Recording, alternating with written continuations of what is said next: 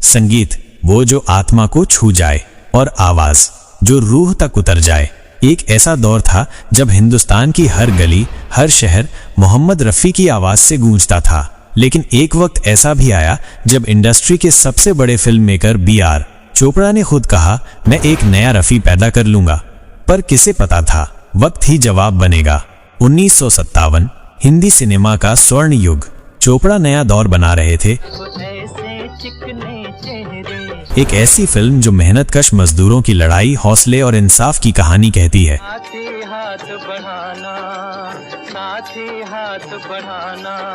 Lead role में थे tragedy king Dilip Kumar, संगीतकार O.P. नैयर और आवाज मोहम्मद रफ़ी। मांग के साथ तुम्हारा मैंने फिल्म सुपरहिट रही। उसके बाद 1959 में मोहम्मद रफ़ी ने चोपड़ा की फिल्म धूल का फूल में 2 गाने गाए। एक गाना था हम प्यार में धोखा खा बैठे और दूसरा गाना बहुत बड़ा हिट हुआ था जो था तू हिंदू बनेगा न मुसलमान बनेगा, इंसान की औलाद है इंसान बनेगा। तू हिंदू बनेगा न मुसलमान बनेगा।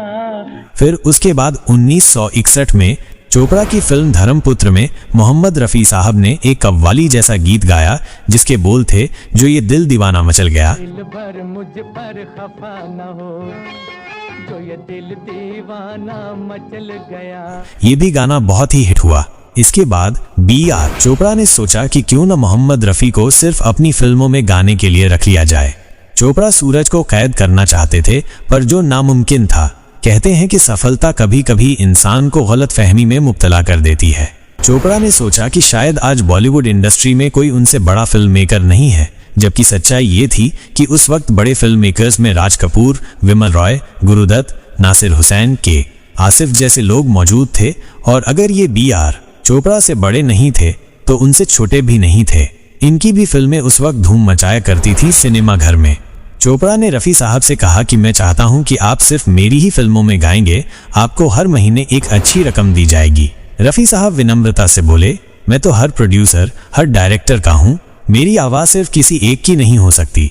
इस जवाब ने चोपड़ा के भीतर छुपे घमंड को जगा दिया। उन्होंने ठान लिया, अब मेरी फिल्मों में रफ़ी नहीं गाएगा, मैं नया रफ़ी बना लूंगा।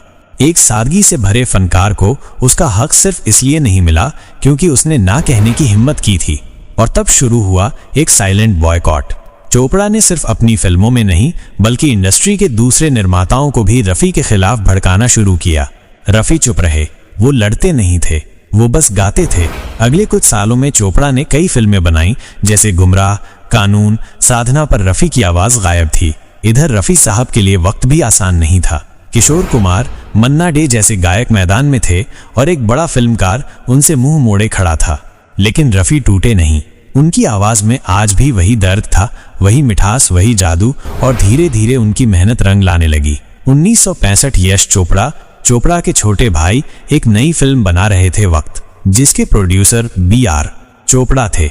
बड़ी स्टार कास्ट, राजकुमार, सुनील दत्त, शशि कपूर, शर्मिला टैगोर।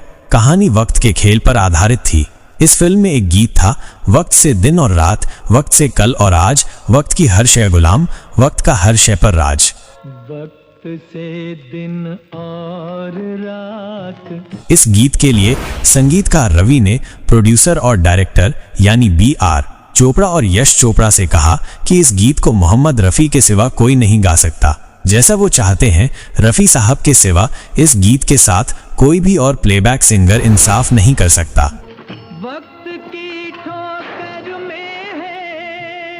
अब चोपड़ा मोहम्मद रफ़ी को इतना बड़ा चैलेंज दे चुके थे कि एक नया रफ़ी खड़ा कर दूंगा, वो किस तरह से कहते। उधर दूसरी तरफ संगीतकार रवि की और मोहम्मद रफ़ी साहब की बहुत अच्छी दोस्ती थी। इसी दोस्ती के नाते रवि ने मोहम्मद रफ़ी से कहा कि आप इस फिल्म में ये गीत गाएं जो फिल्म का मुख्य गीत है। मोहम्मद रफ़ी ने कहा, क्या इसके लिए B.R. चोपड़ा राजी होंगे? तब संगीतकार रवि ने कहा कि वो तो राजी हैं और उन्होंने ही मुझसे कहा है कि आप रफ़ी साहब से जाकर बात कर लीजिए। रफ़ी साहब सादा दिल इंसान थे, वो किसी के लिए अपने दिल में मैल नहीं रखते थे और उन्होंने कहा, ठीक है, मैं इस गीत को गाने के लिए तैयार हूँ। इस गाने में रफ़ी की आवाज नहीं थी, वो तो वक्त की गूंज थी। वक्त से दिन और रात, ये सिर्फ गाना नहीं था, जैसे रफ़ी ने बिना कुछ कहे पूरी कहानी कह दी हो। वक्त से डर कर रहे। जब B.R. चोपड़ा ने ये गाना सुना तो उनके चेहरे पर खामोशी छा गई। उन्हें अपनी गलती का एहसास हुआ।